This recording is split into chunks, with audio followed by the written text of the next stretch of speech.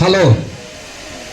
ಶತಮಾನ ಕಂಡ ಸರ್ಕಾರಿ ಕನ್ನಡ ಹಿರಿಯ ಪ್ರಾಥಮಿಕ ಶಾಲೆ ಆಲ್ಗೂರಿನಲ್ಲಿ 2001-2ನೇ ಸಾಲಿನ 7ನೇ ತರಗತಿ ವಿದ್ಯಾರ್ಥಿನಿಯರ ಗುರು ವಂದನಾ ಹಾಗೂ ಸ್ನೇಹ ಸಮ್ಮೇಳನ ಕಾರ್ಯಕ್ರಮದ ವೇದಿಕೆಯ ಸಾನ್ನಿಧ್ಯವನ್ನು ವಹಿಸಿರ್ತಕ್ಕಂಥ ಈ ಊರಿನ ಚಂದ್ರಗಿರಿ ಮಠದ ಮಲ್ಲಯ್ಯ ಸ್ವಾಮಿಗಳೇ ಹಾಗೂ ಪರಪ್ಪ ಪರಮಗೊಂಡವರೇ, ಅಧ್ಯಕ್ಷತೆಯನ್ನು ವಹಿಸಿರ್ತಕ್ಕಂಥ ಐಹೊಳೆಯವರೇ, ಉದ್ಘಾಟಕರಾಗಿ ಆಗಮಿಸಿದಂಥ ನನ್ನ ಆತ್ಮೀಯ ಸ್ನೇಹಿತರು ಆದಂಥ ಶಿವಾಜಿ ನಾಯಕ್ ಅವರು, ಸಹಾಯಕ ನಿರ್ದೇಶಕರು ಬಿಸಿಯೂಟ ಯೋಜನೆ ಬೀಳಿಗಿ, ಅತಿಥಿಗಳಾದಂಥ ಶ್ರೀಮತಿ ರೇಖಾ ಹೊಸಮಣಿ ಅವರೇ, SDMC ಅಧ್ಯಕ್ಷರಾದಂಥ ರಾಮು ಮಾಂಗ್ ಅವರೇ ಮತ್ತು ವಿಶೇಷ ಸನ್ಮಾನವನ್ನು ಸ್ವೀಕರಿಸಲಿರುವ ಈ ಪ್ರಾಥಮಿಕ ಶಾಲೆಯ ಶಿಕ್ಷಕರು, ಜಿಲ್ಲಾ ಮಟ್ಟದ ಆದರ್ಶ ಶಿಕ್ಷಕ ಪ್ರಶಸ್ತಿಯನ್ನು ಪಡೆದುಕೊಂಡಂಥ RS ದೇಸಾಯಿ ಅವರು ಹಾಗೂ ಇನ್ನುಳಿದಂಥ ನಮ್ಮ ಹಿರಿಯ ನಮ್ಮ ತಂದೆಯವ್ರ ಜೋಡಿ ಒಡನಾಡಿಗಳಾಗಿದ್ರು ಅವರು. ಹಿಂದೆ ಈಗ ಒಂದು ಸುಮಾರು 85-90 ವಯಸ್ಸು ಸಮೀಪದ ಅವರಿಗೆ ಯಾವುದೇ ಕಾರ್ಯಕ್ರಮ ಇದ್ದರೆ ಎಲ್ಲ ಕಾರ್ಯಕ್ರಮಗಳಲ್ಲಿ ಭಾಳ ಸಕ್ರಿಯವಾಗಿ ಭಾಗವಹಿಸ್ತಾರೆ. ಈ ಶಾಲೆಯ ನಿವೃತ್ತಿ ಅದಾಗಿ 10 ಗಂಟೆ ಸಮಯ ಆಗ್ಯದ ಅಂತ ಅಂದ್ಕೋಬೇಕು. ನೀವು ಅಂದ್ಕೋತೀರಿ? ಹಾಗೆ ಅಂದ್ಕೊಂಡ್ರೆ ಅಷ್ಟೇ ನಿಮಗೆ ಬಹಳತನ ಇಲ್ಲಿ ಕೂಡ್ಲಿಕ್ಕೆ ಆಗ್ತದ. ಇನ್ನು ಇಲ್ಲಿ ವೇದಿಕೆ ಮೇಲೆ ಇರ್ತಕ್ಕಂಥ ಎಲ್ಲ ಗುರುಗಳು ಗುರುಮಾತೆಯರು ಮಾತನಾಡುವವರು ಇದ್ದಾರೆ. ನಾನು ಒಂದ್ಸಾರಿ ಒಂದು ಕಾಲೇಜಿಗೆ ಉಪನ್ಯಾಸ ಮಾಡ್ಲಿಕ್ಕೆ ಹೋಗಿದ್ದೆ. ಇದೇ ಥರನ ಹೋದಾಗ ಅಲ್ಲಿ ಒಂದು ಘಟನೆ ನಡೀತು. ಏನು ನಡೀತು ಅಂತಂದ್ರೆ, ನಾನೊಂದು ಪ್ರಶ್ನೆ ಕೇಳಿದೆ ಮಕ್ಕಳಿಗೆಲ್ಲ. ಮಕ್ಕಳೇ, ನೀವು ಬೆಳಿಗ್ಗೆ ಎದ್ದ ತಕ್ಷಣ ಏನು ಮಾಡುತ್ತೀರಿ ಅಂತ ಕೇಳಿದೆ. ಒಬ್ಬ ವಿದ್ಯಾರ್ಥಿ ಎದ್ದು ನಿಂತು ಹೇಳಿದ್ರಿ, ಸರ್ ನಾನು ಮುಖ ತೊಳಿತೇನ್ರಿ ಅಂತಂದ. ಇಲ್ಲ ಕೂಡ ಅಂತಂದು. ಇನ್ನೊಬ್ಬ ವಿದ್ಯಾರ್ಥಿ ಎದ್ದು ನಿಂತ, ಸರ್ ನಾನು ಹಲ್ಲು ಉಜ್ಜುತ್ತೇನ್ರಿ ಅಂದ. ಇಲ್ಲ ಕೂಡ ಅಂತಂದೆ. ಬೆಳಿಗ್ಗೆ ಎದ್ದ ತಕ್ಷಣ ಮತ್ತೇನು ಮಾಡ್ತೀಪ ಅಂತ ಕೇಳಿದೆ ವಿದ್ಯಾರ್ಥಿಗಳಿಗೆ. ಇನ್ನೊಬ್ಬ ವಿದ್ಯಾರ್ಥಿ ಎದ್ದು ನಿಂತ್ರಿ, ನಾನು ತಂದೆ ತಾಯಿಗಳ ಪಾದ ಮುಟ್ಟಿ ನಮಸ್ಕಾರ ಮಾಡ್ತೀವಿ. ಇಲ್ಲ ಕೂಡ ಅಂತಂದೆ. ಯಾರು ಏನು ಹೇಳಿದ್ರು ಎಲ್ಲರಿಗೂ ಇಲ್ಲ ಇಲ್ಲ ಇಲ್ಲ ಅಂತಂದೆ. ಮತ್ತು ಅವ್ರ ವಿದ್ಯಾರ್ಥಿಗಳು ಭಾಳ ಕುತೂಹಲ ಬಂತ್ರಿ. ಸರ್ ಹಾಗಾದ್ರೆ ನಾವು ಏನು ಮಾಡ್ತೀವಿ ಬೆಳಿಗ್ಗೆ ಎದ್ದ ತಕ್ಷಣ ನೀವರೇ ಹೇಳ್ರಿ ಅಂತಂದ್ರೆ, ನೋಡ್ರಿ ನೀವು ಬೆಳಿಗ್ಗೆ ಎದ್ದ ತಕ್ಷಣ ಏನು ಮಾಡ್ತೀರಿ ಅಂದ್ರೆ, ಇಡೀ ರಾತ್ರಿ ಎಲ್ಲ ಮೊಬೈಲ್ ಸರ್ಸಿದ್ದ ಅದು ಚಾರ್ಜ್ ಹೋಗಿಬಿಟ್ಟಿರ್ತದ, 0 ಆಗಿರ್ತದ. ಬೆಳಿಗ್ಗೆ ಎದ್ದ ತಕ್ಷಣ ಇನ್ನ ಕಣ್ಣು ಬಿಡೋದಕ್ಕಿಂತ ಮುಂಚೆನ ಅದನ್ನು ಹುಡುಕ್ಯಾಡಿ ಚಾರ್ಜರ್ ಹುಡುಕ್ತೀರಿ. ಚಾರ್ಜರ್ ಹುಡುಕಿ ತಂದ ಚಾರ್ಜ್ ಕನೆಕ್ಟ್ ಮಾಡ್ತೀರಿ ಅಂತಂದೆ. ಹೌದ್ರಿ ಸರ. ನೋಡ್ರಿ, ನಾವೆಲ್ಲರೂ ಯಾವ ಯುಗದೊಳಗೆ ಅದೀವ ಅಂತಂದ್ರೆ ಒಂದು ಕ್ಷಣನೂ ನಮ್ಮ ಮೈಂಡ್ ಇಲ್ಲಿ ಇರಲಿಕ್ಕೆ ಸಾಧ್ಯ ಇಲ್ಲ. ಈ ಮೊಬೈಲ್ ಅಂತಕ್ಕಂಥ ಮಾಯಾ ಜಾಲ ಎಲ್ಲ ಸಣ್ಣ ಮಕ್ಕಳನ್ನೆಲ್ಲ ಅಟ್ರಾಕ್ಷನ್ ಮಾಡಿಬಿಟ್ಟದ ಇವತ್ತಿನ ದಿವಸ. ಬಹಳ ಹೊತ್ತಿನವರೆಗೆ ನಮ್ಮ ಒಂದ ಕಡೆಗೆ ಕೂತ್ಕೊಂಡು ಕೇಳಲಿಕ್ಕೆ ಅವಧಾನ ಇಲ್ಲ. ಅದಕ್ಕೆ ನಾನು ಏನು ಮಾಡ್ತಾನೋ, ನಾನು ಕಾರ್ ತಗೊಂಡು ಆಲ್ಗೂರಿಗೆ ಬರುವಾಗ ಒಬ್ಬರು ಸರ್ ಬಂದರು ನನ್ನ ಜೊತೆ. ಸರ, ಈ ಕೊರೋನಾ ನಂತರ ಏನು ಕಾರ್ಯಕ್ರಮಗಳು ಅದಾವಲ್ಲ, ಭಾಳ ಹೊತ್ತು ತನ ಯಾರಿಗೂ ಕೂಡ್ರಕ್ಕಾಗೋದಿಲ್ಲ, ನೀವು ತಾಸುಗಟ್ಟಲೆ ಒಟ್ಟ ಮಾತಾಡಕ್ಕೆ ಹೋಗ್ಬೇಡ್ರಿ ಅಂತಂದ್ರೆ. ಒಬ್ಬರು ಅನುಪಮ ನಿರಂಜನ್ ಅಂತೇಳಿ ಒಬ್ಬರು ಸಾಹಿತಿಗಳ್ರಿ, ಒಂದು ಕಾದಂಬರಿ ಬರೆದಿದ್ರು. ಅವ್ರ ಪ್ರೇಮ ಕಾದಂಬರಿ ಒಂದು 300 ಪುಟ ಇತ್ತದ. ಆ 300 ಪುಟ ಕಾದಂಬರಿಯನ್ನ ನಮ್ಮ H ದುಂಡಿರಾಜ್ ಅಂತ ಒಬ್ಬ ಹಾಸ್ಯ ಸಾಹಿತಿಗಳು 3 ಸಾಲಿನಲ್ಲಿ ಹೇಳ್ತಾರೆ. ಅವರು ಮೈಸೂರಲ್ಲಿ ಬ್ಯಾಂಕ್ ಒಳಗೆ ನೌಕರಿ ಮಾಡ್ತಿರ್ತಾರ. ಹೇಗೆ ನೋಡ್ರಿ, 3 ಸಾಲೊಳಗೆ ಹೇಗೆ ಹೇಳ್ತಾರ ಅವರು. ಅವಳು ನನಗೆ ಅಕಸ್ಮಾತಾಗಿ ಸಿಕ್ಕಳು ಅಂತ. ಅವಳು ನನಗೆ ಅಕಸ್ಮಾತಾಗಿ ಸಿಕ್ಕಳು, ನನ್ನನ್ನು ನೋಡಿ ನಕ್ಕಳು. ಅವಳು ನನಗೆ ಅಕಸ್ಮಾತಾಗಿ ಸಿಕ್ಕಳು, ನನ್ನನ್ನು ನೋಡಿ ನಕ್ಕಳು. ನಮಗೆ ಈಗ ಇಬ್ಬರೇ ಮಕ್ಕಳು. ಆ ಹಾಸ್ಯವನ್ನ ಇಡೀ 300 ಪುಟ ಕಾದಂಬರಿಯನ್ನ 3 ಸಾಲಿನಲ್ಲಿನೂ ಹೇಳಲಿಕ್ಕೆ ಬರ್ತದ. ನಾನು ಕೂಡ ಅಂಥದ್ದೇ ಒಂದು ಪ್ರಯತ್ನವನ್ನ ಮಾಡ್ತೀನಿ. ಈ ಆಲ್ಗೂರು ಊರಿಗೆ ನನಗೆ ಇರ್ತಕ್ಕಂಥ ಒಂದು ಸಂಬಂಧ ಸುಮ್ಮನೆ ನೆನಪಿಸ್ಕೊಳ್ತಾನೆ. ನನ್ನ ಸ್ನೇಹಿತರು ಭಗವಂತ ಜಾಯಗೊಂಡ್ ಅಂತ ಹೇಳಿ ನಮ್ಮ ಕ್ಲಾಸ್ಮೇಟ್ ನಿಮ್ಮ ಥರನ ಕೂತ್ಕೊಂಡು ಕಲ್ತಿದ್ರಿ, ಪುಣಾದಲ್ಲಿ ಇಂಜಿನಿಯರ್ ಅದಾರ. ಇನ್ನೊಬ್ಬ ಬಾಹುಬಲಿ ಬೆಳಗ್ಲಿ ಅಂಥೇಳಿ ಅವರು ಮಿರಜಲ್ಲಿ ಒಂದು ಆಸ್ಪತ್ರೆಯನ್ನು ಮಾಡ್ಕೊಂಡದಾರ. ನಾವೆಲ್ಲ ಸಹಪಾಠಿಗಳ ನಿಮ್ಮ ಥರ ಕೂಡಿ ಕಲ್ತಿದ್ದೀವಿ ಅಂತ ಹೇಳ್ತಾ ನನಗೆ ನನ್ನ ಬಾಲ್ಯದ ನೆನಪು ಆಗ್ಲಿಕ್ಕತ್ತದ. ನೀವೆಲ್ಲ ನೀವು ನೋಡ್ಬೇಕ್ರಿ. ಅದ ಇಡೀ ಊರೊಳಗೆಲ್ಲ ಏನು ಪ್ರಭಾತ್ ಪೇರಿ ಹೋಗಿತ್ತಲ್ಲ, ಮೆರವಣಿಗೆ ಹೋಗಿತ್ತಲ್ಲ, ಊರಾಗ ಜನ ಎಲ್ಲ ಮನೆಯೊಳಗಿಂದ ಹೊರಗೆ ಬಂದ ನೀವೇನು ಪುಷ್ಪಗಳನ್ನ ಗುರುಗಳ ಮೇಲೆ ಹಾಕ್ತಿದ್ರಿ, ಆ ಅದ್ದೂರಿ ಕಾರ್ಯಕ್ರಮವನ್ನ ಕಣ್ಣು ತುಂಬ ನೋಡುವುದೇ ಒಂದು ಖುಷಿ, ಒಂದು ಸೌಭಾಗ್ಯದೊಳಗ ಸುವರ್ಣಾಕ್ಷರಗಳಿಂದ ಬರೆದಿಡತಕ್ಕಂತ ಒಂದು ಕಾರ್ಯವನ್ನ ಯಾರಾದರೂ ಮಾಡಿದ್ರ ಅದು 2001 ಮತ್ತು 2002ನೇ ಬ್ಯಾಚಿನ ವಿದ್ಯಾರ್ಥಿನಿಯರು. ಮೇಲಿಂದ ಮೇಲೆ ಆಗ್ಬೇಕ. ನಿಮ್ಮ ಜೂನಿಯರ್ಸ್ ಸೀನಿಯರ್ಸ್ ಬಂದಾರಿಲ್ಲಿ, ಹಿಂದೆ ಒಂದು ಕುರ್ಚಿ ಖಾಲಿ ಇಲ್ಲ, ಎಲ್ಲ ಮಾಡಬಾರದು ಅಂತ ಯೋಚನೆ ಮಾಡಕತ್ತಾರ. ನೀವು ನಮ್ಮ ಗುರು ಮಠಪತಿಯವರು ಹೇಳಿದ್ರಿಲ್ಲ, ಕೇವಲ 1 ತಿಂಗಳ 18 ದಿನಗಳಲ್ಲಿ ಈ ಕಾರ್ಯಕ್ರಮ ಆಯೋಜನೆ ಮಾಡಿವೆ ಅಂತ. ಗ್ರೇಟ್. ಒಬ್ಬೊಬ್ರು 2 ವರ್ಷ 3 ವರ್ಷ ಪ್ರಯತ್ನ ಮಾಡಿದ್ರು ಇನ್ನೂ ತನಕ ಈ ಕಾರ್ಯಕ್ರಮ ಮಾಡಲಿಕ್ಕೆ ಸಾಧ್ಯ ಆಗಿಲ್ಲ. ಮಾಡಬೇಕು ಅಂತ ಯೋಚನೆ ಮಾಡಿರ್ತಾರ, ಏನೇನೋ ಅಡಚಣೆಗಳ ಬಂದು ತೊಂದರೆ ಆಗಿರ್ತಾವ, ಮಾಡಲಿಕ್ಕೆ ಆಗಿರೋದಿಲ್ಲ. ನೀವು ಈ ಒಂದು ಕಾರ್ಯಕ್ರಮ ಮಾಡಿದ್ರಿಂದ ನೋಡ್ರಿ, ಇಲ್ಲಿ ನಿಮ್ಮ ವೇದಿಕೆ ಮೇಲೆ ಕೂತಾರಲ್ಲ ಗುರುಗಳು, ಇವ್ರದ್ದು ಎಲ್ಲರದು ಒಂದು 10 ವರ್ಷ ಆಯುಷ್ಯ ಹೆಚ್ಚಾತಿ ಇವತ್ತಿನ ದಿವಸ. ನೋಡ್ರಿ ಯಾಕೆ ಹೆಚ್ಚಾತಿ ನೋಡ್ರಿ, ಖುಷಿ. ನೀವು ಬಸ್ ಒಳಗ ಡ್ರೈವರ್ ಹಿಂದೆ ಒಂದು ಮಂಕುತಿಮ್ಮನ ಕಗ್ಗ ಬರೆದಿರ್ತಾರ, ನೀವು ಹಂಗ ಓದ್ತೀರಿ, ಓದಿ ಬಿಟ್ಟು ಬಿಡ್ತೀರಿ. ಅದನ್ನೊಂದು ಸ್ವಲ್ಪ ಅರ್ಥ ಮಾಡ್ಕೋಬೇಕ. ಏನ್ ಅರ್ಥ ಅದ ಅದ್ರೊಳಗ? ಇರುವ ಭಾಗ್ಯವನ್ನು ನೆನೆದು ಬಾರೆನೆಂಬುದನ್ನು ಬಿಡೋ, ಹರುಷಕ್ಕಿದೆ ದಾರಿ ಅಂತ. ಈ ಕ್ಷಣಕ್ಕೆ ಏನು ಹೇಳ್ತಿದ್ರು ವಿದ್ಯಾರ್ಥಿ ಹೇಳ್ತಿದ್ರು, ನಮ್ಮ ಗುರು ಮಠಪತಿ ಕೆಲವು ವಿದ್ಯಾರ್ಥಿಗಳು, ಸರ್ ಇಂಥ ಗುರುಗಳನ್ನ ಪಡೆದ ವಿದ್ಯಾರ್ಥಿಗಳಾದ ನಾವೇ ಭಾಗ್ಯಶಾಲಿಗಳು ಅಂತ. ಮತ್ತೆ ಇದಕ್ಕಿಂತ ಏನ್ ಬೇಕ್ರಿ ನಮಗ? ಇದಕ್ಕಿಂತ ನಮಗೇನು ಖುಷಿ ಬೇಕು? ಇಂಥ ಗುರು ಮತ್ತು ಶಿಷ್ಯರ ಎಲ್ಲರನ್ನ ಒಂದೇ ವೇದಿಕೆಯಲ್ಲಿ ಸೇರಿಸಿ ನೀವೇನು ಮಾಡ್ತಕ್ಕಂಥ ಕಾರ್ಯ ಅದಲ್ಲ, ಅದು ಬಹಳಷ್ಟು ಮಹತ್ವದ್ದಾಗಿರ್ತದ. ಅಂತಹ ಒಂದು ಕಾರ್ಯ ಮುಂದಿನ ವಿದ್ಯಾರ್ಥಿಗಳಿಗೆ ಒಂದು ಮಾದರಿ ಕಾರ್ಯ ಆಗಿರಬೇಕು. ನಾನು ಭಾಳ ಉದ್ದಕ್ಕೆ ಹೇಳೋದಿಲ್ಲ, 1-2 ಸಂದರ್ಭಾನುಸಾರ ತತ್ವಗಳನ್ನು ಹೇಳ್ತೀನಿ. ಸಮಯ ಆಗಿದೆ, ನನಗೂ ಗೊತ್ತದ, ನಾನೊಂದು ನಿರ್ದಿಷ್ಟ ಸಮಯದಲ್ಲೇನೆ ಮಾತಾಡ್ತೀನಿ.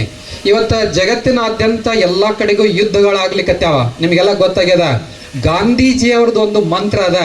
ಅವರು ದಕ್ಷಿಣ ಆಫ್ರಿಕಾ ಒಳಗೆ ಇದ್ದಾಗ ಜೋರ್ಡಾನ್ದಿಂದ ಡರ್ಬಾನ್ ಪಟ್ಟಣಕ್ಕೆ ಹೋಗುವಾಗ ರೈಲ್ವೆದೊಳಗೆ ಹೊಂಟಿದ್ರು ಅವರು.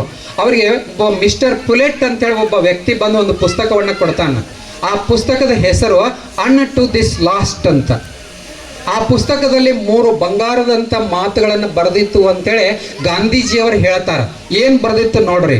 ಒಂದು, ಅವರು ತಮ್ಮ ಸರ್ವೋದಯ ಕಲ್ಪನೆಯಲ್ಲಿ ಆ ಮಾತುಗಳನ್ನು ಬರೆದಿದ್ದಾರೆ. 1ನೇ ಮಾತು ಏನು ಅಂತಂದ್ರ, ಎಲ್ಲರ ಒಳಿತಿನಲ್ಲಿ ನಿನ್ನ ಒಳಿತು ಅಡಗಿದೆ ಅಂತ. ನಾವು ಎಲ್ಲರಿಗೂ ಒಳ್ಳೆಯದನ್ನ ಬಯಸಬೇಕು, ನಮಗೂ ಏನಾಗ್ತದಂತ ಒಳ್ಳೆಯದ ಆಗ್ತದಂತ. ಇದೊಂದು ಗಾಂಧಿ ತತ್ವ ಇದೆ. ಇವತ್ತ ಉಕ್ರೇನ್ ದೇಶದವ್ರು ಏನ್ ಅನ್ಬೇಕು, ರಷ್ಯಾದವ್ರಿಗೆ ಒಳ್ಳೆಯದಾಗ್ಲಿ ಅಂತ ಅವ್ರು ಅನ್ಬೇಕು, ರಷ್ಯಾದವ್ರು ಏನ್ ಅನ್ಬೇಕು, ಉಕ್ರೇನ್ದವ್ರಿಗೆ ಒಳ್ಳೆಯದಾಗ್ಲಿ ಅನ್ಬೇಕು. ಹೀಗೆ ಒಂದ್ ವೇಳೆ ನಾವು ಭಾವನೆಯನ್ನು ಹೊಂದಿದ್ದೆ ಆದ್ರೆ ಜಗತ್ತಿನಲ್ಲಿ ಯಾವ ದೇಶನೂ ಯುದ್ಧವನ್ನ ಮಾಡುವುದಿಲ್ಲ. 2ನೇ ಮಾತು ಏನ್ ಹೇಳಿದ್ರು ನೋಡ್ರಿ ಅವರು, ಒಬ್ಬ ಶ್ರಮಿಕ ಜೀವನ ಶ್ರೇಷ್ಠ ಜೀವನ ಅಂತ ಹೇಳಿದ್ರ. ಶ್ರಮಿಕ ಜೀವನ ಅಂತಂದ್ರೆ ಏನ್ರಿ, ನಾವು ದುಡ್ದ ತಿನ್ಬೇಕ. ನಮ್ಗೆ ಎಷ್ಟೇ ಆಸ್ತಿ ಇರ್ಲಿ, ನಮ್ಮ ತಂದೆ ತಾಯಿ ಒಂದು 100 ಎಕರೆ ಗಳಿಸಿರ್ಲಿ, ಇವತ್ತು ಬೆಳಿಗ್ಗೆಯಿಂದ ಸಂಜೆ ತನಕ ನಾವೇನ್ ಮಾಡ್ಬೇಕು, ಕಾಯಕ ಮಾಡ್ಬೇಕು, ಕೆಲಸ ಮಾಡ್ಬೇಕು, ಆಮೇಲೆ ಏನ್ ಮಾಡ್ಬೇಕು, ಊಟ ಮಾಡ್ಬೇಕು. ಶ್ರಮಿಕ ಜೀವನವೇ ಶ್ರೇಷ್ಠ ಜೀವನ ಅಂತ ಹೇಳಿದ್ರು. 3ನೇ ಮಾತು ಏನ್ ಹೇಳಿದ್ರು ನೋಡ್ರಿ, ಗಾಂಧೀಜಿಯವರು ತಮ್ಮ ಆಟೋಬಯೋಗ್ರಫಿ ಒಳಗ ಬರೆದಿದಾರ. 3ನೇ ಮಾತು ಏನು ಅಂತಂದ್ರ, ಒಬ್ಬ ವಕೀಲನ ವೃತ್ತಿಗೂ ಒಬ್ಬ ಕ್ಷೌರಿಕನ ವೃತ್ತಿಗೂ ಸಮಾನವಾದ ಗೌರವ ಇರಬೇಕು ಅಂತ. ಇವತ್ತೊಬ್ಬ ಕಾಲೇಜಿನಲ್ಲಿ ಪ್ರಿನ್ಸಿಪಾಲ್ ಇದ್ರು ಕೂಡ, ಒಬ್ಬ ಪ್ಯೂನ್ ಇದ್ರು ಕೂಡ ಅವರಿಗೆ ಗೌರವ ಸಮಾನ ಇರಬೇಕು. ಅವರವರ ವೃತ್ತಿಯಲ್ಲಿ ಅವರು ಮೇಲಿನ ಹುದ್ದೆ ಕೆಳಗಿನ ಹುದ್ದೆಯಲ್ಲಿ ಇರುತ್ತಾರೆ ಅನ್ನೋದನ್ನ ಇದು ಪ್ರತಿಬಿಂಬಿಸ್ತದ. ಹೀಗೆ ಗಾಂಧೀಜಿಯವರ ಬಗ್ಗೆ ಹೇಳೋ ಸಂದರ್ಭದೊಳಗ ತಿಮ್ಮ ಇದ್ರಿ, ಒಬ್ಬ ತಿಮ್ಮ ಏನ್ ಮಾಡಿದ, ಲೇಟಾಗಿ ಬಂದ ಕ್ಲಾಸಿಗೆ. ಇವರೆಲ್ಲ ಮಾಹಿತಿ ಹೇಳಿದ ನಂತರ ಹಿಂದ್ಗಡೆ ಬಂದು ಕೂತ್ಕೊಂಡ. ಕೊನೆಗೆ ಟೀಚರ್ ಏನು ಮಾಡಿದ್ರು ನೋಡ್ರಿ, ನಿಮಗೆಲ್ಲ ಒಂದು ಹೋಮ್ವರ್ಕ್ ಕೊಡ್ತಾನ, ಹೋಮ್ವರ್ಕ್ ಮಾಡ್ಕೊಂಡು ಬರ್ರಿ ಅಂತ ಹೇಳಿ ಎಲ್ಲ ಮಾಹಿತಿ ಹೇಳಿದ ನಂತರ ಗಾಂಧಿ ಅವರ ಬಗ್ಗೆ ಒಂದು ಪುಟಕ್ಕೆ ಮೀರದಂತೆ ಪ್ರಬಂಧವನ್ನ ಬರೆಯಿರಿ ಅಂತ ಹೇಳಿದ್ರು ಟೀಚರ್. ಎಲ್ಲರೂ ಹೂಣ್ರಿ ಅಂತ ಹೇಳಿ ಮನೆಗೆ ಹೋದ್ರು. ಮಾರನೇ ದಿವಸ ಹೋಮ್ವರ್ಕ್ ಅನ್ನು ಮಾಡ್ಕೊಂಡು ಬಂದ್ರಿ. ಮಾಡ್ಕೊಂಡು ಬಂದ ಎಲ್ಲರೂ ಟೀಚರ್ಗೆ ತೋರ್ಸಕತ್ತಿದ್ರು. ಆದ್ರೆ ತಿಮ್ಮ ಏನ್ ಮಾಡಿದ್ದ ಅಂದ್ರ ಒಂದೇ ಪುಟ ಬರಿ ಅಂದಿದ್ರಲ್ಲ, 4 ಪುಟಗಳನ್ನು ಬರ್ಕೊಂಡು ಬಂದಿದ್ದ. ಎಲ್ಲ ವಿದ್ಯಾರ್ಥಿಗಳಿಗೆ ಟೀಚರ್ ಸೈನ್ ಹಾಕೋತ ತಿಮ್ಮನ ಹತ್ರ ಬಂದ್ರು. ತಿಮ್ಮ 4 ಪುಟಗಳನ್ನು ಬರೆದಿದ್ದ. ನೋಡಿದ ತಕ್ಷಣ ಟೀಚರ್ಗೆ ಆಶ್ಚರ್ಯ ಆಯ್ತು. ಒಂದು ಬಡಿಗೆ ಇತ್ತು, ಕೋಲಿತ್ತು, ತಗೊಂಡ ತಿಮ್ಮನ ಬಡಿಲಿಕ್ಕತ್ತಿದ್ರು. ಆ ಕಡೆಯಿಂದ ಹೆಡ್ ಮಾಸ್ಟ್ರು, ಆ ಶಾಲೆಯ ಹೆಡ್ ಮಾಸ್ಟ್ರು ಹಾದು ಹೊಂಟಿದ್ರು. ಯಾಕ್ರಿ ತಿಮ್ಮನ ಯಾಕೆ ಬಡಿಯಕತ್ತೀರಿ ಅಂತಂದ್ರ, ನೋಡ್ರಿ ನಾನು ನಿನ್ನಿನ ದಿವಸ ಗಾಂಧಿ ಅವ್ರ ಬಗ್ಗೆ ಒಂದು ಪುಟಕ್ಕೆ ಮೀರದಂತೆ ಬರ್ಕೊಂಡು ಬಾ ಅಂತೀನಿ, ಇವತ್ತು ತಿಮ್ಮ 4 ಪುಟ ಬರ್ಕೊಂಡು ಬಂದನ, ಅದಕ್ಕೆ ಬಡಿಯಕತ್ತೀನ್ರಿ ಅಂತಂದ್ರ. ಅಲ್ಲ ಮತ್ತೆ 4 ಪುಟಗಳನ್ನು ಬರ್ಕೊಂಬಂದ್ರೆ ಭಾಳ ಚಲೋ ಅಂತಲ್ರಿ, ಯಾಕೆ ಬಡಿಯಕತ್ತೀರಿ ಅಂತಂದ್ರ, ಸರ್ ನಾನು ಮಹಾತ್ಮ ಗಾಂಧೀಜಿ ಅವ್ರ ಬಗ್ಗೆ ಒಂದು ಪುಟಕ್ಕೆ ಮೀರದಂತೆ ಬರ್ಕೊಂಬಂದಿನಿ, ಇವತ್ತು ತಿಮ್ಮ ಪೂಜಾ ಗಾಂಧಿ ಬಗ್ಗೆ ಏನ್ ಮಾಡ್ಯಾನ, ಪ್ರಬಂಧವನ್ನ ಬರ್ಕೊಂಡು ಬಂದಾನ ಅಂತಂದ್ರ. ಅಂದ್ರ ನಾವು ಕಲಿಸುವ ವಿಷಯಕ್ಕೂ ವಿದ್ಯಾರ್ಥಿ ಹೇಳುವುದಕ್ಕೂ ಒಂದಕ್ಕೊಂದು ಸಂಬಂಧ ಇರ್ಬೇಕ. ಇರ್ಲಿಲ್ಲ ಅಂದ್ರೆ ಏನಾಗ್ತದ, ಒಂದು ದೊಡ್ಡ ಅನಾಹುತ ಆಗ್ತದ. ಇವತ್ತಿನ ದಿವಸ ಕೇವಲ ಪರೀಕ್ಷೆಗಾಗಿ ಓದೋದಾಗ್ಯದ. ಅಂಕಗಳನ್ನು ತೆಗೆದುಕೊಂಡು ಜೀವನದ ಮಾರ್ಗವನ್ನ ಕಲೀಲಿಕ್ಕೆ ನಾವು ಅಧ್ಯಯನ ಮಾಡ್ಬೇಕು.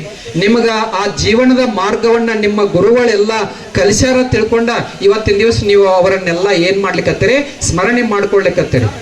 ಇವತ್ತು ನೋಡ್ರಿ, ಕೆಲವು ಶಿಕ್ಷಕರು ನಿಮ್ಮ ಅವರು ಒಂದೊಂದು ಅಕ್ಷರಗಳನ್ನು ಕಲಿಸಿದ್ದು ನಮ್ಮ ಸ್ಮೃತಿ ಪಟಲದ ಮೇಲೆ ಶಾಶ್ವತವಾಗಿ ಅದು ಏನಾಗಿರ್ತದ, ಉಳಿದಿರ್ತದ. ಹಾಗೆ ಗುರುಗಳನ್ನ ಶಿಷ್ಯರು ನೆನೆಸುವುದು. ನೋಡ್ರಿ, ನಿಮ್ಗ ಸರ್ಗಳು ಯಾರು ವ್ಯತ್ಯಾಸ ಅನಿಸಿಲ್ಲ, ಅವರೆಲ್ಲರೂ ನಿಮಗ ಗುರುತ ಹಿಡಿದ್ರು. ಆದ್ರೆ ನಿಮ್ಮ ಗುರುಗಳು ಗುರುಮಾತೆಯರು ನೀವು ಕೆಲವರು ಗುರುತ ಹತ್ತಲಿಲ್ಲ. ಅವ್ರಿಗೆ ಯಾಕೆ ಗುರುತ ಹತ್ತಲಿಲ್ಲ ಅಂತಂದ್ರ, ನೀವೆಲ್ಲರೂ ಬಾಲ್ಯದಿಂದ ಇದ್ದಾಗ ಅವ್ರು ನಿಮ್ಮನ್ನ ನೋಡಿರ್ತಾರ, ಚಿಕ್ಕಂದಿನಲ್ಲಿ ನೋಡಿರ್ತಾರ. ನೀವೆಲ್ಲ ಅವ್ರಿಗೆ ಯಾರು ಗುರುತ ಸಿಗೋದಿಲ್ಲ. ನೀವೇ ಹೋಗಿ ಅವ್ರ ಹತ್ರ ಪರಿಚಯ ಮಾಡ್ಕೋತೀರಿ, ನಾನು ಇಂಥವ್ರು, ನನ್ನ ಹೆಸರು ಹೀಗ, ನಾನು ಹೀಗೆ ಮಾಡ್ತಿದ್ದೆ ಅಂತ ಹೇಳ್ತೀರಿ. ಆದ್ರೆ ನಮಗೇನಾಗಿರ್ತದ, ಗುರುಗಳಿಗೆ ಆ ಇಡೀ ಬ್ಯಾಚ್ನೊಳಗ ಒಬ್ಬ ಅತ್ಯಂತ ಜಾಣ ವಿದ್ಯಾರ್ಥಿ ಇದ್ದವ ನೆನಪು ಉಳಿದಿರ್ತಾನೆ ನಮಗೆ. ಯಾಕಂದ್ರ ಆ ಜಾಣ ವಿದ್ಯಾರ್ಥಿ ಹೆಸರು ಅಲ್ಲಿ ಬೋರ್ಡ್ ಮ್ಯಾಲ ಟಾಪ್ ಲಿಸ್ಟ್ನಾಗ ಬರೆದಿರ್ತೀವಿ ನಾವು. 7th ತರಗತಿ ಒಳಗೆ ಅತಿ ಹೆಚ್ಚು ಅಂಕಗಳನ್ನು ಪಡೆದಂತ ಒಬ್ಬ ಇಂಥ ವಿದ್ಯಾರ್ಥಿ ಅಂತ ಬರೆದಿರ್ತೀವಿ. ಇನ್ನೊಬ್ಬ ವಿದ್ಯಾರ್ಥಿ ಎಂಥವ್ ನೆನಪು ಉಳಿದಿರ್ತಾನ್ರಿ ನಮಗ, ಲಾಸ್ಟ್ ಬೆಂಚ್ ಸ್ಟೂಡೆಂಟ್, ಕೊನೆಗೆ ಕೂತ್ಕೊಂಡಿರ್ತಾನ. ನಾವು ಯಾವಾಗಲೂ ಕ್ಲಾಸ್ನೊಳಗೆ ಕಿಟಳೆ ಮಾಡ್ತಿರ್ತಾನ, ಪಾಠ ಹೇಳಿಕೊಡ್ತಿರೋದಿಲ್ಲ, ಏನಾದ್ರೂ ಒಂದು ಕಿಟಳೆ ಮಾಡ್ತಾನೆ ಇರ್ತಾನ. ಅಂಥ ವಿದ್ಯಾರ್ಥಿಯನ್ನು ಕೂಡ ನಾವು ನೆನಪಿನಲ್ಲಿ ಇಟ್ಕೊಂಡಿರ್ತೀವಿ. ಇನ್ನು ನೀವು 2 ತರ ಮಧ್ಯದಲ್ಲಿ ಇರ್ತಾರಲ್ರಿ, ಅವರು ನಾವೇ ಸೆಲ್ಫ್ ಇಂಟ್ರೊಡಕ್ಷನ್ ಮಾಡ್ಕೋಬೇಕು. ಸರ್ ನಾನು ಇಂಥವ್ರಿ, ನಾನು ಇಂಥವ ಅಂತೇಳಿ ಹೇಳ್ಬೇಕು.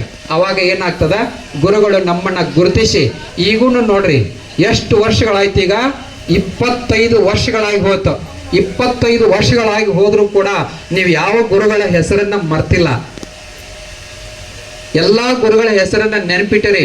ಅವರು ಯಾವ ಯಾವ ವಿಷಯಗಳನ್ನ ಹೇಳ್ತಿದ್ರು ಅದು ಕೂಡ ನೆನಪದ, ನಿಮಗ ನೆನಪದ ಇಲ್ಲ ನೋಡ್ರಿ. ಅಂತಹ ಒಂದು ಗುರುಗಳ ಸ್ಮರಣೆಯನ್ನ ಮಾಡುವುದೇ ಈ ಒಂದು ಗುರು ವಂದನಾ ಕಾರ್ಯಕ್ರಮದ ಅತ್ಯಂತ ಮುಖ್ಯ ಧ್ಯೇಯ ಮತ್ತು ಉದ್ದೇಶ ಅಂತ ಹೇಳಲಿಕ್ಕೆ ನಾನು ಇಷ್ಟಪಡ್ತೀನಿ. ಇನ್ನು ಸಮಯ ಆಗಿದೆ, ನನಗೆ ಇನ್ನೂ ತುಂಬ ಜನ ಮಾತಾಡೋರು ಅದಾರ. ಮತ್ತು ನಮಗೆ ವಿಶೇಷ ಉಪನ್ಯಾಸ ಅಂತ ಕರೆಸೇರಿ ಅಂತಂದ್ರೆ 1-2 ಮಾತು ಹೇಳಬೇಕಲ್ಲ, ಹೌದ್ರಿ? ಈಗ ಒಂದು ಕೊನೆಯದಾಗಿ,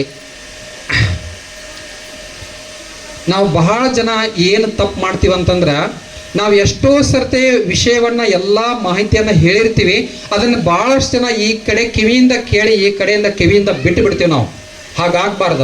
ಈಗ ಪುರಾಣಗಳನ್ನು ಕೇಳ್ತೀವಿ, ಒಳ್ಳೆಯದನ್ನ ಮಾಡಲಿಕ್ಕೆ ಅತ್ಯಂತ ಗುರುಗಳು ಬಂದಿರ್ತಾರ, ಎಲ್ಲರಿಗೂ ನಮಗ ಮಾಹಿತಿಯನ್ನು ಹೇಳ್ತಾರ. ನಾವು ಅದರಂತೆ ಪಾಲನೆ ಮಾಡುವುದರಲ್ಲಿ ಇವತ್ತಿನ ದಿವಸ ಎಡವಲಿಕ್ಕತ್ತೀವಿ. ಒಂದು ಸಣ್ಣ ಉದಾಹರಣೆ ಹೇಳ್ತೀನಿ. ಒಬ್ಬರು ಸ್ವಾಮೀಜಿ ಪುರಾಣ ಹೇಳಲಿಕ್ಕೆ ಬಂದಿದ್ರು ಒಂದು ಊರಿಗೆ. ಅವರು 1 ತಿಂಗಳವರೆಗೆ ಪುರಾಣ ಪ್ರವಚನ ಕಾರ್ಯಕ್ರಮ ಇತ್ತ. ಏನು ವಿಷಯ ಅಂತಂದ್ರ, ಸತ್ಯವನ್ನೇ ಹೇಳುತ್ತೇನೆ, ಕಳ್ಳತನ ಮಾಡುವುದಿಲ್ಲ ಅನ್ನೋದೊಂದು ವಿಷಯ ಇತ್ತು. ಆ ವಿಷಯದ ಬಗ್ಗೆ 30 ದಿನಗಳ ಪುರಾಣ ಹೇಳ್ಕೊಂತ ಬಂದ್ರಿ. 30ನೇ ದಿನ ಏನಾಗಿತ್ತು ಅಂತಂದ್ರ, ಕ್ಲೋಸಿಂಗ್ ಫಂಕ್ಷನ್, ಲಾಸ್ಟ್ ಡೇ ಇತ್ತು. ಅವತ್ತಿನ ದಿವಸ ಒಂದು ಘಟನೆ ನಡೀತ್ರಿ. ಅವ್ರ ಸ್ವಾಮೀಜಿ ಬಂದ, ನಾನು 29 ದಿವಸ ತನ ನಿಮಗೆ ಏನನ್ನ ಹೇಳಕತ್ತೀನಿ ನೆನಪದ ಅಂತಂದ್ರು. ಎಲ್ಲರೂ ನೆನಪದ ರೀ ಅಂತಂದ್ರು. ಏನು ಸತ್ಯವನ್ನೇ ಮಾತಾಡಬೇಕು, ಕಳ್ಳತನವನ್ನು ಮಾಡಬಾರದು. ಇದರ ಬಗ್ಗೆ ಏನು ಹೇಳಿರಿ ಅಂತ. ಅವರು 6 ಗಂಟೆಯಿಂದ 7 ಗಂಟೆ ಸಾಯಂಕಾಲ ಪುರಾಣ ಮುಗಿತಿತ್ತು. ಒಂದು ಘಟನೆ ನಡೀತ್ರಿ. ಆ ಊರಿನ ಗೌಡತಿ ದೊಡ್ಡ ಹೆಣ್ಮಗಳು ಕಿವಿ ಓಲೆ ಕಳೆದು ಬಿಡಿತ್ರಿ. ಆ ಪುರಾಣದೊಳಗೆ ಹೀಗೆ ಕೂತಿದ್ರಿ ಎಲ್ಲರೂ. ಅದು ಎಲ್ಲೋ ಒಂದು ಕಡೆಗೆ ಮಿಸ್ ಆಗಿತ್ತು. ಅಲ್ಲೇ ಬಾಜು ಇದ್ದವ್ರೆಲ್ಲರೂ ನೋಡ್ರಿ ಗೌಡತಿ ಕಿವ್ಯಾಂದಿಲ್ಲ ಅಂತಂದ್ರು. ಓಲೆ ಎಲ್ಲರೂ ಮಾತಾಡಕತ್ತಿದ್ರು. ಅದು ಸ್ವಾಮಿಗಳ ತನಕ ಬಂತ್ರಿ. ಸ್ವಾಮಿಗಳಿಗೆ ಕೇಳಿಸ್ತ್ರಿ. ಸ್ವಾಮಿಗಳು ಏನಂದ್ರು, ಏನ್ರಿ ಅಲ್ಲಿ ಏನು ಗಲಾಟೆ ನಡೆದದ ಅಂತಂದ್ರು. ಏನಿಲ್ರಿ, ಒಂದು ಓಲೆ ಕಳೆದದ ಗದ್ದಲದೊಳಗೆ ಕತ್ತಲದೊಳಗೆ ಹಿಂಗಾಗ್ಯದ ಅಂತಂದ್ರು. ಅವ್ರ ಸ್ವಾಮಿಗಳ ಬರಲಿ, ನಾನು ನಿಮಗೆ ಹುಡುಕಾಡಿ ಕೊಡ್ತೀನಿ ಅಂತಂದ್ರು. ಓಲೆ ಅದು ಹೆಂಗೆ ನೀವು ಹುಡುಕಾಡಿ ಕೊಡ್ತೀರಿ ಅಂತಂದ್ರು. ನೋಡ್ರಿ, ಒಂದು ಪ್ರಯೋಗ ಮಾಡೋಣ ಈಗ ಅಂತಂದ ತಮ್ಮ ಕೈಯನ್ನ ವಾಚ್ ಬಿಚ್ಚಿ ಮುಂದಿಟ್ರಿ. ಇಟ್ಟ ನೀವು 1 ನಿಮಿಷ ಲೈಟ್ ಆಫ್ ಮಾಡ್ರಿ. ಪುರಾಣದೊಳಗ ರಾತ್ರಿ 7 ರಿಂದ 8 ಗಂಟೆ ಏನು ಪುರಾಣ ನಡೆದಿತ್ತಲ್ಲ, ನೀವು ಲೈಟ್ ಆಫ್ ಮಾಡ್ರಿ.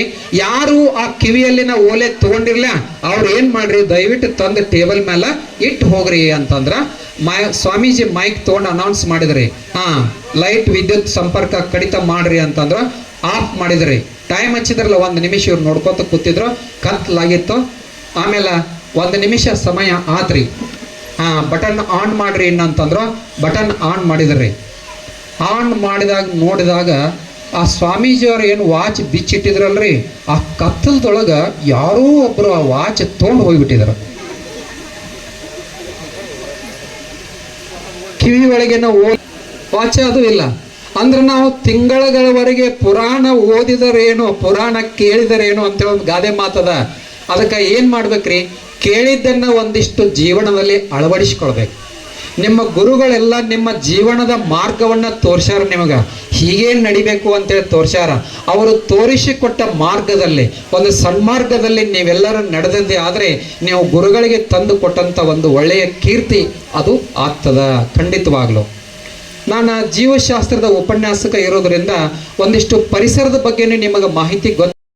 ಸಸಿಗಳನ್ನ ನಡೆಸುವುದು ಬಹಳ ಔಚಿತ್ಯಪೂರ್ಣದ. ಇವತ್ತ ಕಾಡೆಲ್ಲ ನಾಶ ಆಗ್ತಾ ಹೊರಟದ.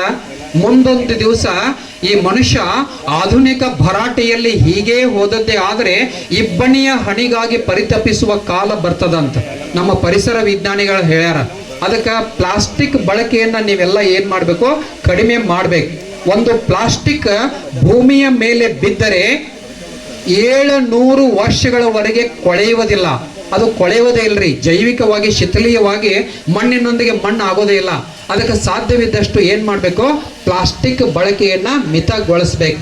ಅದಕ್ಕೆ ಪರ್ಯಾಯವಾಗಿ ಬಟ್ಟೆ ಬ್ಯಾಗ್ಗಳನ್ನ ಇತ್ಯಾದಿಗಳನ್ನ ಬಳಕೆ ಮಾಡಬೇಕು.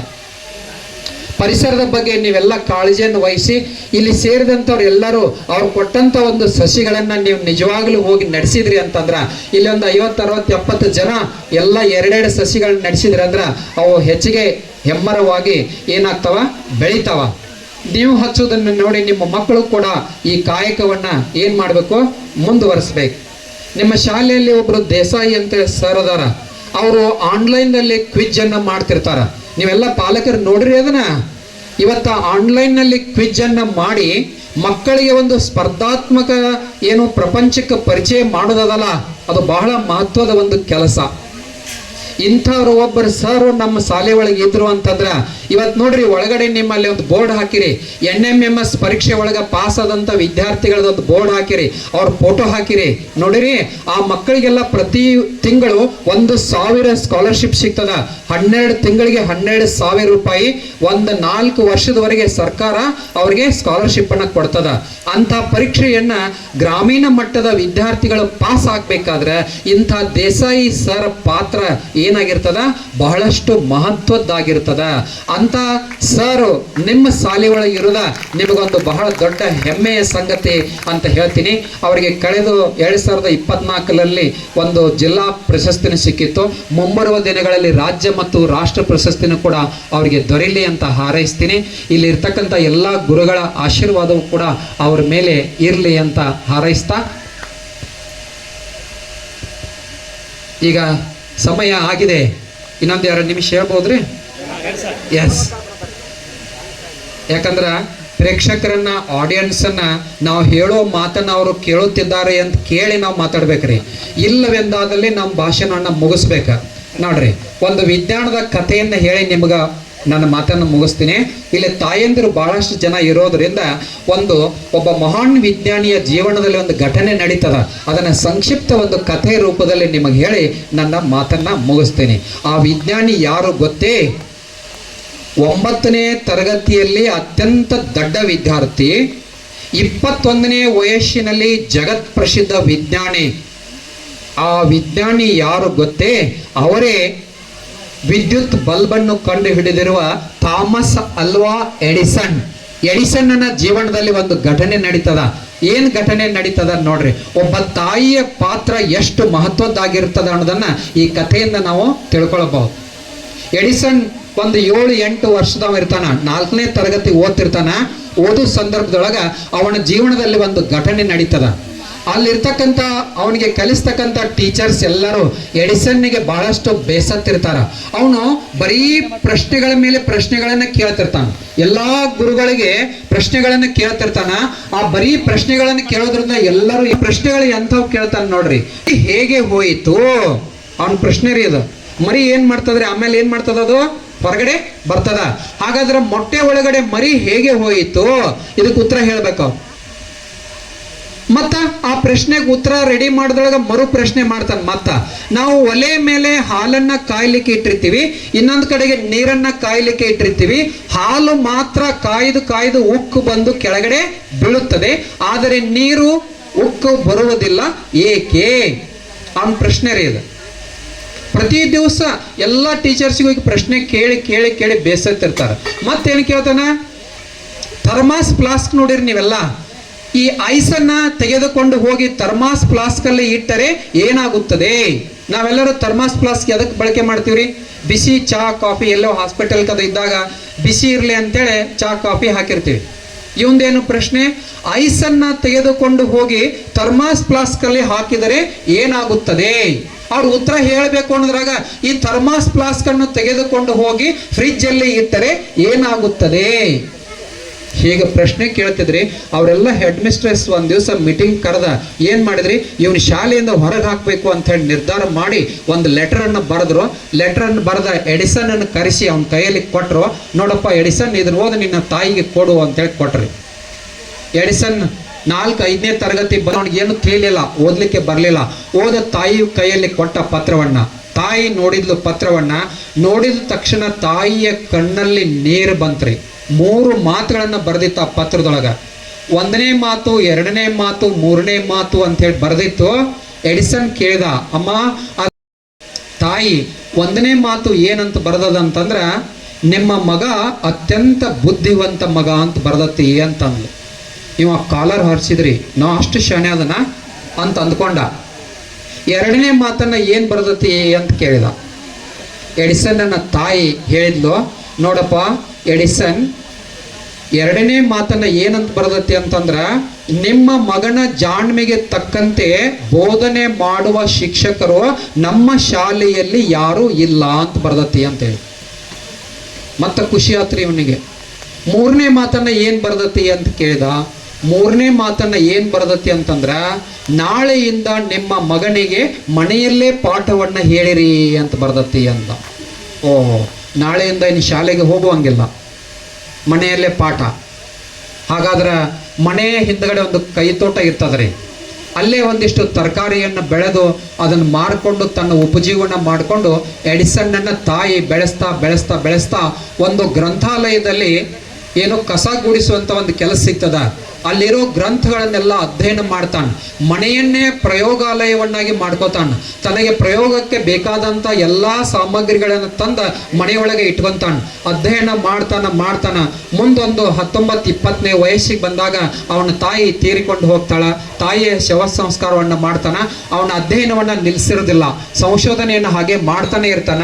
ಮಾಡ್ತಾ ಇರುವಾಗ ಮುಂದೊಂದು ದಿನ ತನ್ನ 21ನೇ ವಯಸ್ಸಿಗೆ ಎಡಿಸನ್ ಏನ್ ಮಾಡ್ತಾನ, 103 ಬಾರಿ ನೋಡ್ರಿ ಅವನ ಜೀವನ ಚರಿತ್ರೆ ಅವ್ರು ಹೇಳ್ತಾನೆ. ನಾವು 1 ಸರ್ತಿ 2 ಸರ್ತಿ ಪ್ರಯತ್ನ ಮಾಡಿ ನೀಗುದಿಲ್ಲ ಅಂತ ಹೇಳಿ ಬಿಟ್ಟು ಬಿಡ್ತೇವೆ. 103 ಬಾರಿ ಪ್ರಯತ್ನವನ್ನ ಮಾಡಿ ವಿದ್ಯುತ್ ಬಲ್ಬನ್ನ ಕಂಡು ಹಿಡಿದು ಇಡೀ ಜಗತ್ತಿಗೆ ಬೆಳಕನ್ನು ತೋರಿಸಿದ ಮಹಾನ್ ವಿಜ್ಞಾನಿ ಆಗಿ ಪರಿವರ್ತನೆ ಆಗ್ತಾನೆ. ಒಂದು ದಿನ ಮನೆಯಲ್ಲಿ ಬಂದು ನೋಡಿದಾಗ ಒಂದು ಹಳೆಯ ಪೆಟ್ಟಿಗೆ ಇರ್ತದ. ಆ ಪೆಟ್ಟಿಗೆ ಒಳಗೆ ಆ ಪತ್ರ ಸಿಗ್ತದ ಎಡಿಸನ್ನ ಕೈ ಒಳಗೆ.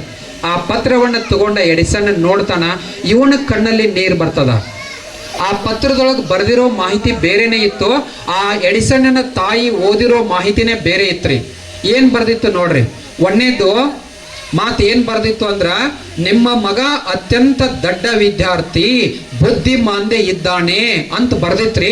ತಾಯಿ ಏನಂತ ಓದಿದ್ಲು, ನಿಮ್ಮ ಮಗ ಅತ್ಯಂತ ಜಾಣ ವಿದ್ಯಾರ್ಥಿ ಅಂತ ಬರ್ದಾರೋ ಅಂತ ಓದಿದ್ಲು. ಅವ ಜಾಣ ಅದಾನ ಅಂತ ತಿಳ್ಕೊಂಡ ಅದೇ ಒಂದು ದಿಶೆಯಲ್ಲಿ ಮುಂದುವರಿತಾ ಹೋದ. ಎರಡನೇ ಮಾತು ಆ ಪತ್ರದಲ್ಲಿ ಏನ್ ಬರ್ದಿತ್ತು ಅಂತಂದ್ರ, ನಿಮ್ಮ ಮಗನಿಗೆ ಬೋಧನೆ ಮಾಡಲು ನಮ್ಮ ಶಾಲೆಯಲ್ಲಿ ಯಾವ ಶಿಕ್ಷಕರು ಒಪ್ಪುತ್ತಿಲ್ಲ ಅಂತ ಬರ್ದಿತ್ತು. ಆದ್ರೆ ತಾಯಿ ಏನಂತ ಓದಿದ್ರಿ, ನಿಮ್ಮ ಮಗನ ಮಟ್ಟಕ್ಕೆ ಬೋಧನೆ ಮಾಡುವ ಶಿಕ್ಷಕರು ನಮ್ಮ ಶಾಲೆಯಲ್ಲಿ ಯಾರೂ ಇಲ್ಲ ಅಂತೇಳಿ ಓದಿಲ್ಲ. ಮೂರನೇ ಮಾತನ್ನ ಏನ್ ಬರ್ದಿತ್ರಿ ಆ ಪತ್ರದಲ್ಲಿ, ನಾಳೆಯಿಂದ ನಿಮ್ಮ ಮಗನನ್ನ ಶಾಲೆಗೆ ಕಳುಹಿಸಬೇಡಿ ಅಂತ ಬರ್ದಿತ್ತು. ಆದ್ರೆ ತಾಯಿ ಏನಂತ ಓದಿದ್ಲು, ನಾಳೆಯಿಂದ ನಿಮ್ಮ ಮಗನಿಗೆ ಮನೆಯಲ್ಲೇ ಪಾಠವನ್ನು ಮಾಡಿರಿ ಅಂತೇಳಿ ಬರ್ದಿತ್ತು. ಒಬ್ಬ ತಾಯಿ ಮನಸ್ಸು ಮಾಡಿದ್ರ ಶಾಲೆ ಬಿಟ್ಟ ನಂತರವೂ ಒಬ್ಬ ಮಗುವಿಗೆ ತರಬೇತಿಯನ್ನು ಕೊಟ್ಟು ಇಡೀ ಜಗತ್ ಪ್ರಸಿದ್ಧ ಒಬ್ಬ ಮಹಾನ್ ವಿಜ್ಞಾನಿಯನ್ನಾಗಿ ಮಾಡುವ ಶಕ್ತಿ ತಾಯಿಯಲ್ಲಿ ಅದ. ಅದಕ್ಕೆ ಮಕ್ಕಳಿಗೆ ನೀವೇನ್ ಮಾಡಬೇಕು, ಪ್ರೋತ್ಸಾಹ ಮಾಡ್ಬೇಕು. ಅವರು ಪರೀಕ್ಷೆ ಒಳಗೆ ಅಂಕಗಳನ್ನು ಕಡಿಮೆ ತಗೊಂಡಿದ್ರು ಅಂತಂದ್ರೆ ಅವರನ್ನ ಏನ್ ಮಾಡಬೇಡ್ರಿ, ಹೀಯಾಳಿಸಬೇಡ್ರಿ. ಮೊನ್ನೆ ಪೇಪರ್ ಒಳಗೆ ಬಂದಿತ್ತು, ನೀವು ನೋಡಿರಲಿಲ್ಲ ನನಗೆ ಗೊತ್ತಿಲ್ಲ. SSLC ಪರೀಕ್ಷೆ ಒಳಗೆ ಹೆಚ್ಚು ಅಂಕ ಪಡೆದವರು ಸಂಭ್ರಮ ಮಾಡಿದ್ರ. ಒಬ್ಬ ಫೇಲ್ ಆದಂಥ ವಿದ್ಯಾರ್ಥಿ ಮನೆಯೊಳಗೆ ಕೇಕ್ ತಂದು ಕಟ್ ಮಾಡಿ ಮಗುವಿಗೆ ತಂದೆ ತಾಯಿ ಫೇಲ್ ಆಗ್ಯಾನವ ಗೊತ್ತದ ಅವ್ರಿಗೆ, ಆದರೂ ಅವ್ರ ತಂದೆ ತಾಯಿಗಳು ಇರ್ಲಪ್ಪ ನಿನಗೆ ಇನ್ನೊಂದು ಚಾನ್ಸ್ ಅದ, ಪ್ರಯತ್ನ ಮಾಡು, ಮರಳಿ ಒಂದು ಪೇಪರಿಗೆ ಮಾಹಿತಿ ಬಂದಿತ್ತು. ಇದರ ಅರ್ಥ ಏನು ಅಂತಂದ್ರೆ, ಪರೀಕ್ಷೆಯಲ್ಲಿ ಬರುವ ಅಂಕಗಳ ಮಾತ್ರ ಜೀವನವನ್ನ ನಿರ್ಧರಿಸುವುದಿಲ್ಲ. ನಾವು ಜೀವನದ ಹೇಗೆ ನಡೆಯಬೇಕು ಅನ್ನುವ ಮಾರ್ಗವನ್ನ ಮಕ್ಕಳಿಗೆ ತೋರಿಸಿದ್ದೆ ಆದ್ರೆ ಖಂಡಿತವಾಗಲೂ ಮಕ್ಕಳು ಏನ್ ಮಾಡ್ತಾರ, ತಮ್ಮ ನಿಗದಿತ ಗುರಿಯನ್ನ ತಲುಪುತ್ತಾರೆ ಅಂತ ಹೇಳ್ತಾ, ನನಗೂ ಕೂಡ ಇಲ್ಲಿಯವರೆಗೆ ಕರೆಸಿ ಒಂದೆರಡು ಮಾತುಗಳನ್ನ ಹೇಳಲಿಕ್ಕೆ ಅವಕಾಶ ಮಾಡಿಕೊಟ್ಟಂತ 15 ದಿವಸದಿಂದ ನಿಮ್ಮ ಗುರು ಮಠಪತಿ ಜೋಡಿ ಒಂದು 4 ಜನ ನಿಮ್ಮ ಸ್ನೇಹಿತರು ಎಲ್ಲರೂ ಬಂದಿದ್ರು ನಮ್ಮ ಮನೆಗೆ. ಸರ್, ನಾವು ಆಲ್ಗೂರೊಳಗೆ ಇಂಥ ಕಾರ್ಯಕ್ರಮ ಮಾಡ್ಲಿಕ್ಕತ್ತೀವ್ರಿ, ನೀವು ಅತಿಥಿಗಳಾಗಿ ಬರಬೇಕು ಅಂತಂದ್ರು. ನನಗೆ ಬಹಳ ಖುಷಿ ಅನಿಸ್ತ, ಬಹಳ ಸಂತೋಷದಿಂದ ಒಪ್ಪಿ ನಾನು ಈ ಕಾರ್ಯಕ್ರಮಕ್ಕೆ ಬಂದು ನನಗೂ ಒಂದೆರಡು ನಾನು ತಿಳ್ಕೊಂಡಂಥ ವಿಚಾರಗಳನ್ನು ತಮ್ಮೊಂದಿಗೆ ಹಂಚ್ಕೊಳ್ಳಿಕ್ಕೆ ಅವಕಾಶ ಮಾಡಿಕೊಟ್ಟಂಥ ಎಲ್ಲರಿಗೂ, ವಿದ್ಯಾರ್ಥಿನಿಯರಿಗೂ, ವೇದಿಕೆ ಮೇಲಿರ್ತಕ್ಕಂಥ ಎಲ್ಲ ಗುರುಗಳಿಗೂ ನಮಸ್ಕರಿಸಿ ನನ್ನ ಮಾತನ್ನು ಮುಗಿಸ್ತಾ ಇದ್ದೇನೆ. ಜೈ ಹಿಂದ್, ಜೈ ಕರ್ನಾಟಕ.